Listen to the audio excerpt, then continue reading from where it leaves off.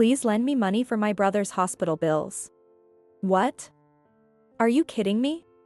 In the middle of the night, the doorbell rang loudly, and Nicholas visited our home in the pouring rain. Hearing the situation, Tyson, my husband, raised his voice and shouted angrily. Unforgivable. How could he put my precious grandson through such a thing? With Tyson, who had brought a bat from his room, I headed to visit someone. My name is Lily, and I'm 65 years old. I'm a housewife who enjoys visiting cafes as a hobby. My husband, Tyson, owns a construction company. Originally, our son Harold was supposed to take over the company, but during his high school days, his behavior was so bad that it was unthinkable he could eventually take over. He wouldn't go to school, skipped classes, and it was a daily occurrence for him to be taken in by the police for wandering around late at night. Enraged by Harold's continuously disrespectful attitude towards society, Tyson told him to find a job on his own. Harold, in the midst of his rebellious phase, felt his pride was wounded and ran away from home. He didn't come back home for a while. Dad, I have a child. I have a wife. I came back today because I wanted to show you your grandchild. One day, a few years later, Harold suddenly returned home. Next to him stood a nervous, unfamiliar woman. At first, I didn't understand why she was so nervous, but I soon realized the reason. A cute baby was crying in Harold's arms. That was our first grandchild, Nicholas. At that time, Harold was working as a company employee and said he met his wife at work.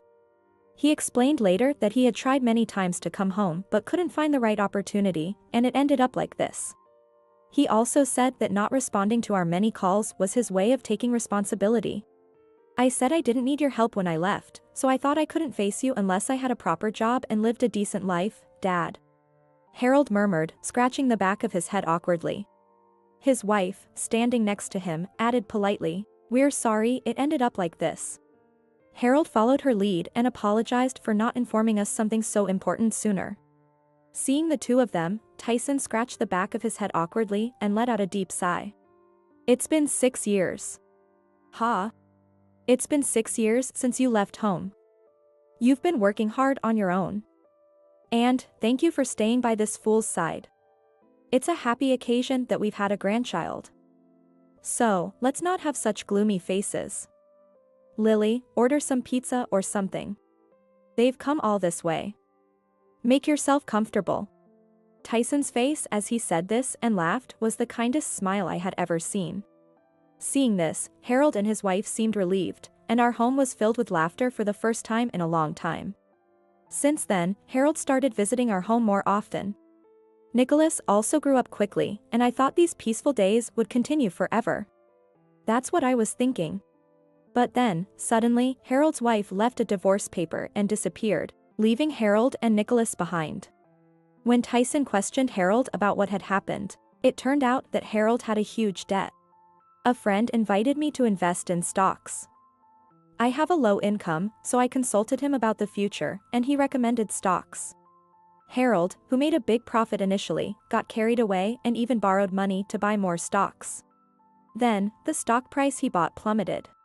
He ended up with a debt of $20,000. What were you thinking? Borrowing money to make such a risky bet? Do you have any sense of responsibility as a parent? You have to protect your family. I can't help it. With my annual income of around $30,000, I needed money to support my family. I had my own struggles. The moment I heard their argument, Nicholas, who had been playing with toys, started crying loudly. I hurried to soothe him, and after hearing his voice, Tyson also seemed to come to his senses. After calming down, he persuaded Harold to contact his wife first. Tyson decided to take on Harold's debt. If this happens again, I won't let it slide. You need to realize that you have responsibilities. Understand? Harold, faced with Tyson's harsher-than-ever words, hung his head in shame. After that, Harold repeatedly tried to contact his wife, but he could never reach her. It turned out years later that she had started a new family with another man. This incident led to their divorce. Nicholas was taken in by Harold. Since then, Harold and Nicholas have been living with us. Fortunately, because Nicholas's mother left when he was too young to remember, he didn't have many memories of her. Thus, he didn't seem to miss his mother and grew up strong and healthy, relying on me, Tyson, and Harold. Grandma, look. I passed the high school entrance exam. Before I knew it, Nicholas had become a third-year middle school student. Unlike his father, he was diligent and serious, excelling in both sports and academics. Tyson praised Nicholas's efforts highly, and he was accepted into one of the top sports high schools in the state. To attend that school, Harold and Nicholas had to move out. It's too far to commute from this house, and I have acquaintances there. I can't keep relying on you both forever.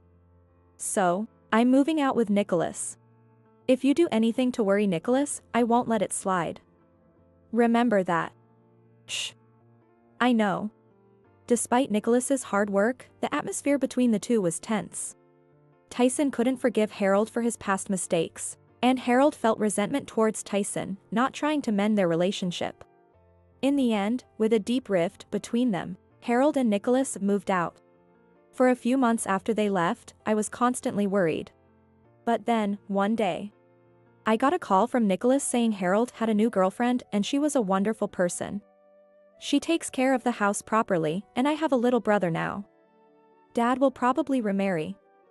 I'll be happy if she becomes my mother. And my little brother is super cute.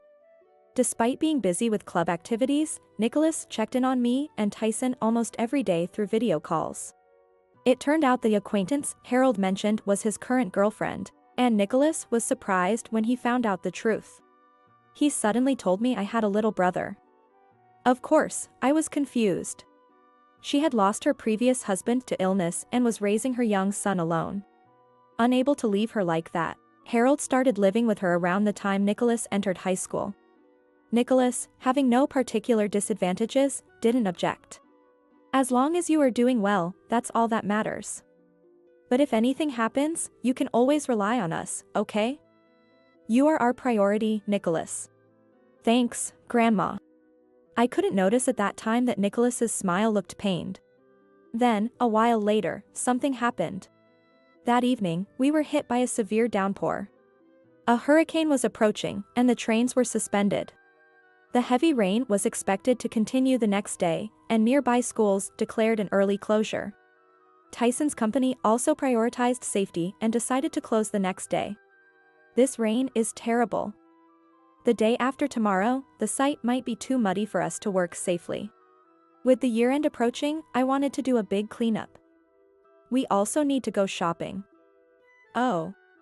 Should we go with the usual champagne and pizza for New Year's Eve this year too? Although we had some rare downtime together, the heavy rain left us with nothing to do. We had no choice but to spend the time in the living room watching our usual year-end TV special. Before we knew it, we had fallen asleep together, and we woke up in the middle of the night. The doorbell was ringing. Ha! Who could it be at this hour? Looks like someone's here. But at this hour? Groggily looking at the time, I saw it was 1 a.m. Who rings the bell at this time of night? Tyson's face turned stern, and he walked to the door, annoyed. Yes, who is it? Nicholas. What? The moment Tyson opened the door and saw Nicholas, his loud voice echoed throughout the house. Hearing Nicholas's name, I hurried to the entrance. There, I saw Nicholas drenched and covering his little brother with a raincoat. Grandpa, Grandma, please, help my brother, save this child. As soon as he said that, Nicholas collapsed from exhaustion and relief, and Tyson hurriedly carried him inside. I took the baby from Nicholas's back, quickly undressed him, and warmed his wet body with a warm towel. The baby seemed to have a fever and was breathing a bit heavily. Seeing his listless state, I knew it was serious and called a pediatrician I knew to come over immediately. While Tyson was taking care of Nicholas in the living room, he dressed him in his own clothes and dried him off. Fortunately, Nicholas was just exhausted and relieved, with no injuries or abnormalities. It's just a cold. Babies have higher body temperatures than adults, so there's no need to worry about this level. He'll be fine if he rests today. Hearing the pediatrician's words, Tyson and I breathed a sigh of relief. When I went to check on Nicholas, he had just woken up and was sitting up. You're awake. What happened? Grandma, what about the baby? Where's my brother? As soon as he regained consciousness, Nicholas was more concerned about his brother than himself. Trying to reassure him, I smiled gently. Don't worry. We warmed him up immediately, so he's fine. But he has a fever. We need to take him to the hospital right away. Where's Grandpa? Just then, Tyson entered the living room and Nicholas pleaded for his help. Grandpa, please. He has a high fever. Dad and his girlfriend are out drinking and I can't reach them. You're the only ones I can rely on. Please. Lend me the money for my brother's hospital bills. I'll pay it back with my part-time job wage this month. Part-time job wage? What do you mean by that? Frowning at Nicholas's cryptic words, Tyson and I learned a shocking truth. After I left you, I initially attended the high school I got into. But one day, Dad changed completely. It turned out that Harold met his girlfriend at a bar and, influenced by her gambling habits, quit his job. Now, he makes a living mainly from gambling and rarely comes home. His girlfriend was nice only at first. After Dad got hooked on gambling, she dumped all the chores and care of my brother on me, even making me cover the living expenses. Nicholas tried to consult with the school about the unbearable situation, but Harold stopped him. Harold frequented his girlfriend's bar and even got involved with shady people. Since then, Nicholas had been controlled by force, living according to Harold and his girlfriend's whims. I couldn't balance taking care of my brother and my club activities, so I dropped out of high school. I begged them to let me at least graduate. So I'm now attending a correspondence high school while working multiple part-time jobs. In his spare time, he took care of his brother and did the housework. He was a young carer. Hearing this, I trembled with anger, clenching my fists tightly. Tyson, listening beside me, lowered his head and said nothing. I was already furious at my son, but his girlfriend too. I couldn't forgive them. Seeing our reactions, Nicholas panicked and begged even more sincerely than before. I don't care what happens to me. But my brother is still a baby. I'm only managing now because he smiles at me. If he were gone. Please. I'll definitely pay you back, so lend me the money for my brother's hospital bills. What? Are you kidding me? Tyson shouted louder than I had ever heard before. You don't have to do that. Don't say such foolish things. Nicholas, not expecting to be yelled at, flinched, and Tyson, with a furious look on his face, grabbed a bat from his room and headed out. Hey, where are you going? Where do you think? I'm going to knock some sense into those idiots. How could they do this to my precious grandson? That idiot hasn't learned his lesson despite everything. We spoiled him. I'll straighten him out and wake him up. Tyson's eyes were bloodshot, and he was completely enraged. Nicholas, not wanting such a thing, hurriedly joined me in trying to stop Tyson. However, as Tyson struggled to break free from us, we heard crying from the back room. If we don't hurry, it will be too late for him. Recalling what had happened, Nicholas frantically begged to take his brother to the hospital, but I quickly explained the situation to him. Learning that his brother was fine, Nicholas collapsed on the spot, crying tears of relief. I was so worried about what might happen to him. I'm so relieved, really relieved. Nicholas started crying out loud. His genuine affection for his little brother was palpable. Tyson, too, regained his composure thanks to Nicholas's behavior and the baby's cries, and we all returned to the living room. What should we do from now on? Honestly, I can't trust Harold and his girlfriend with Nicholas. I don't intend to remain silent either.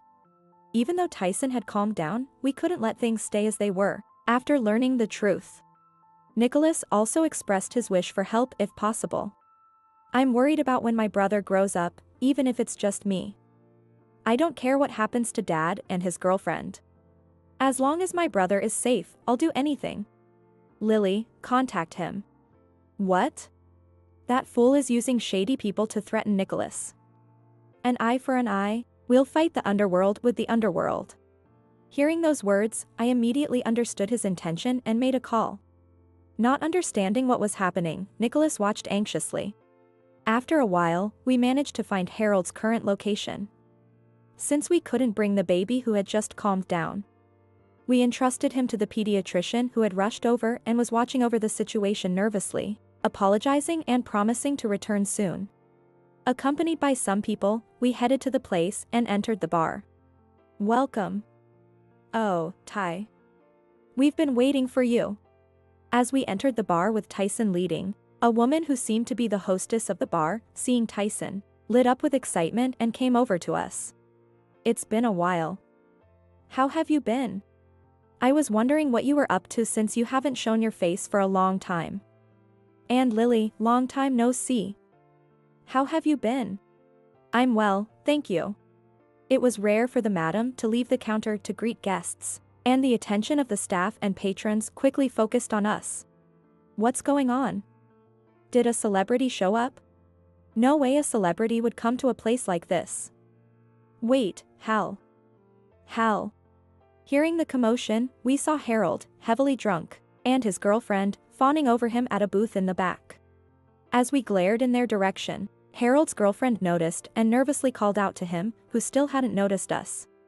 Madam, could you handle that matter I asked you about over the phone? Of course.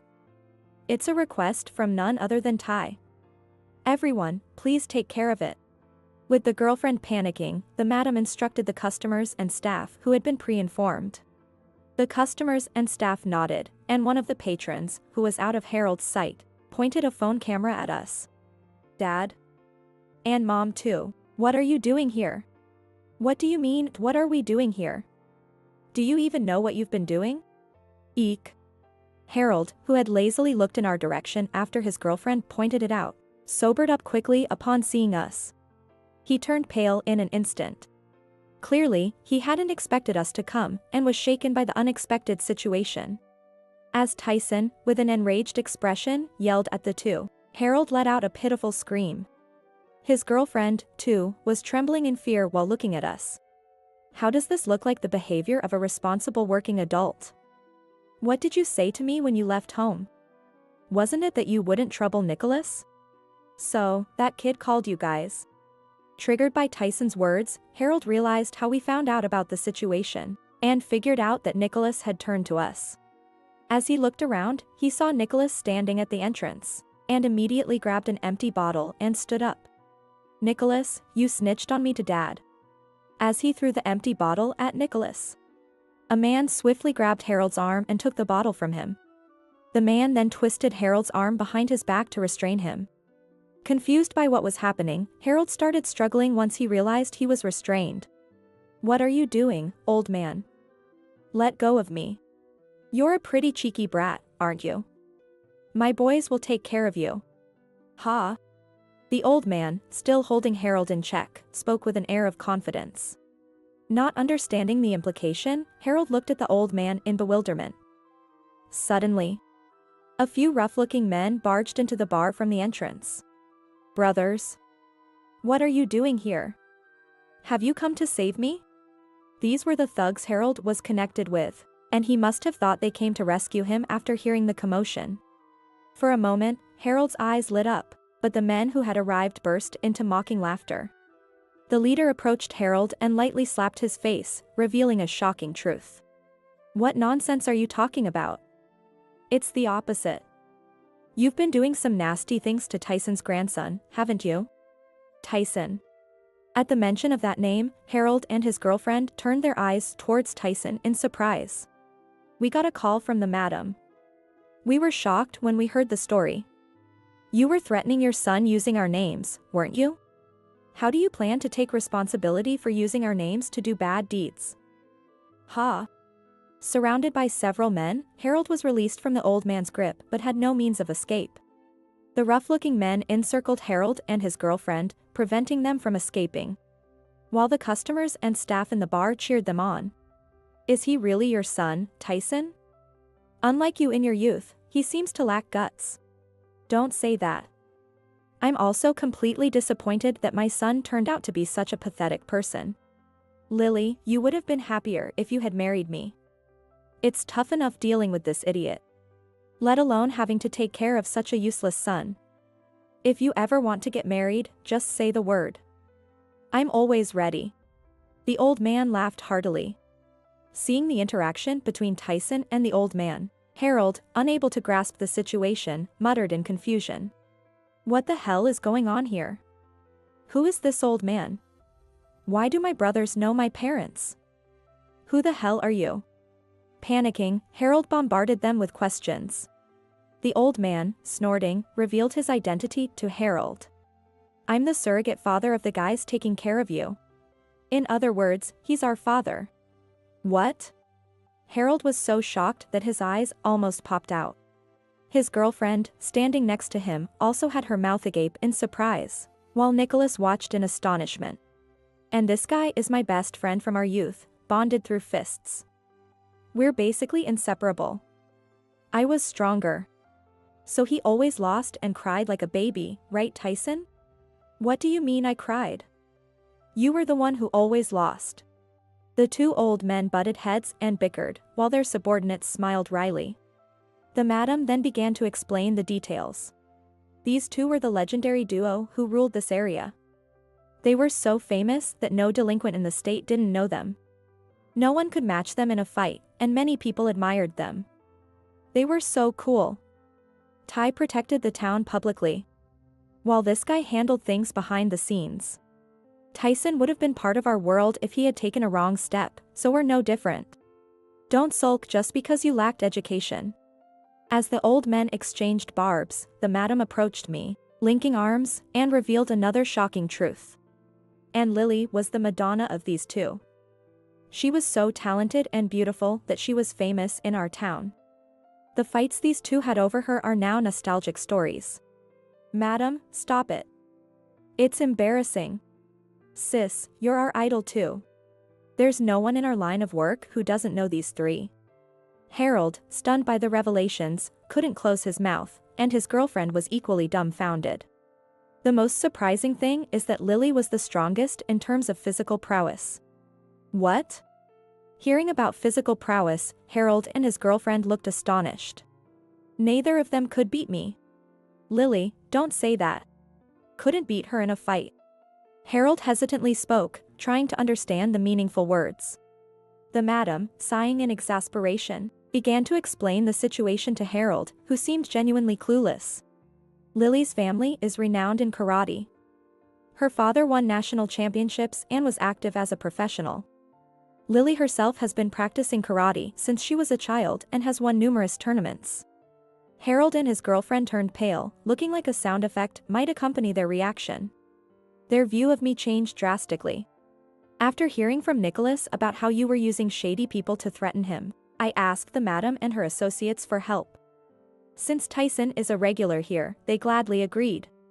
Explaining why we were in this situation, the madam gave a mischievous smile while flashing a peace sign. I've turned a blind eye to your misdeeds until now, but this time, I won't let it slide. Don't think you can get away with it like before. You've done the one thing a parent should never do to Nicholas and the others. To drive home the point, I cracked my knuckles menacingly. The thugs around us glared at Harold, and the customers watching seemed to look down on them in disdain. You'll take full responsibility for this. You'll also pay for using our names to threaten your child. You haven't even paid back your debts, yet you're wasting time here. Don't take us for fools. Harold, his collar grabbed and intimidated, began to cry pathetically. Seeing this, his girlfriend panicked and insisted she had nothing to do with it. She started trying to save herself. I'm not involved. He started the debts on his own. I was just here for work. I only drank with him because my shift ended and I had free time. I didn't cause you any trouble, did I? She wanted to be told she was safe. Her desperate plea made my blood boil. Enraged, I shouted at her in a voice so fierce that even the thugs around us recoiled. Don't be ridiculous. Enough with the nonsense. As a parent, as a mother, you did the one thing you should never do. She collapsed onto the sofa at my words and fierce expression, looking terrified. She looked at me with fearful eyes, desperately apologizing, but I had no intention of forgiving her. I advanced on her with a terrifying aura, glaring coldly. Not only did you neglect your own child, but you also stole Nicholas's precious time and placed all the responsibility on him. Your child had a high fever. What would have happened if we hadn't intervened? It could have been irreparable. Do you understand the responsibility you bear as a parent? That's... And you, Harold. Huh. Rendered speechless by the scolding and the undeniable truth, she bit her lip in frustration. Harold, caught off guard, bore the brunt of my fury. Shoving childcare onto your child while you indulge in pleasure. Don't you feel ashamed? What you did is unforgivable. You stole Nicholas's precious youth, and you won't get away with it. You and your girlfriend are going to face hell from now on. At that moment, the thugs restrained the two and began leading them out of the bar. What? What are you doing? Let go. Don't touch me. Damn it. Nicholas. Struggling to break free. Harold and his girlfriend were no match for the burly men. As they neared the entrance where Nicholas stood, Harold began pleading with him for forgiveness. Nicholas, help me. I'm sorry. From now on, I'll take care of you and the baby. I won't make you suffer anymore. Please, help me. Yes, Nicholas, please. We were wrong. We'll change our ways, so please help us. If this keeps up, I won't be able to see the baby again. At those words, Nicholas reacted and told the thugs to wait. Respecting Nicholas's wishes, I told the thugs to hold off, and Nicholas, who had been looking down, slowly raised his head.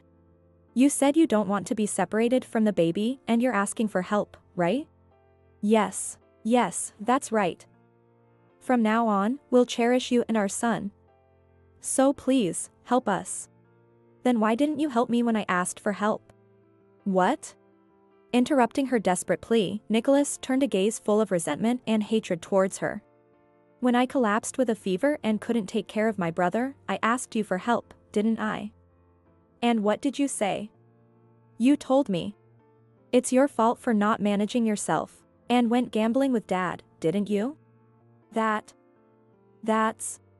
Stumbling over her words at Nicholas's accusation, she was left speechless. Nicholas continued, logically cornering her with his words. Dad, what did you do when I asked for help to carry on playing baseball? You put your foot on my head and laughed so hard, didn't you? Remember you said, you're not good enough to be a starter. Give up and work like a grown-up. You crushed my dreams, didn't you? That's not true. It was really because our finances were tight. Then why? Nicholas clenched his fists so tightly they shook as he shouted at the two trying to make excuses. Tears of frustration streamed down his face as he glared at them with anger. You never worked yourself to death for us. Why do you always take the easy way out? When Mom left and you were in debt, you didn't try to change a single thing about yourself, did you? How can we believe anything you say now? And you. As he let out all the pent-up emotions he'd been holding back, Nicholas directed his fury at her. You said you'd never see your precious son again? After neglecting him all this time, what nonsense are you spouting? When was the last time you changed his diaper? When did you comfort him when he cried at night, bathe him, or cook for him? I had to beg my part-time job to let me bring him so I could take care of him all the time. A lousy parent like you has no right to say you want to see your son. You're not parents, you're just trash. Don't ever show your faces to us again. Hearing such harsh words from the usually gentle Nicholas shocked them into silence. The defiance they had shown earlier dissipated, leaving them speechless and motionless. Seeing them in this state, Nicholas seemed to come back to his senses. He lowered his head and tried to hold back tears. I shielded Nicholas behind me, preventing them from seeing his face. Then, I delivered the final blow on his behalf. Everything happening now is the result of your own actions. Handle your mess yourselves. You will never contact us again. Regretted in the depths of hell.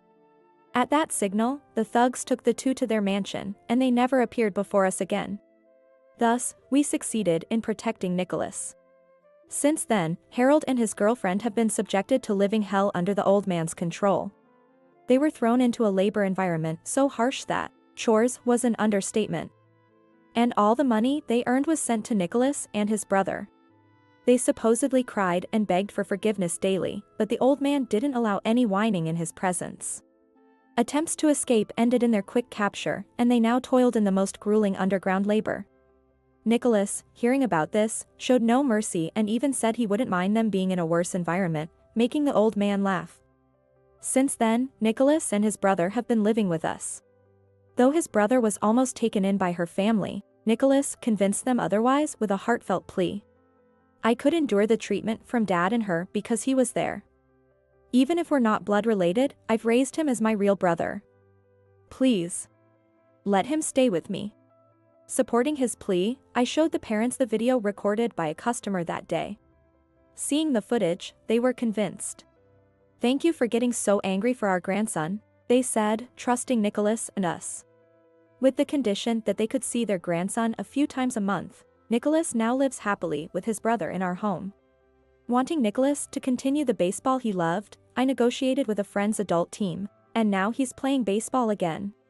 He successfully obtained his high school diploma and is currently balancing work and baseball while being supported by that company. His brother has started attending daycare and is growing up healthy and strong. When I start earning enough, Grandpa can retire without worries. Don't be silly. You still need to lean on me. I'll take you to a great barbecue place, so keep relying on me. Seeing Tyson laugh like that made me smile too.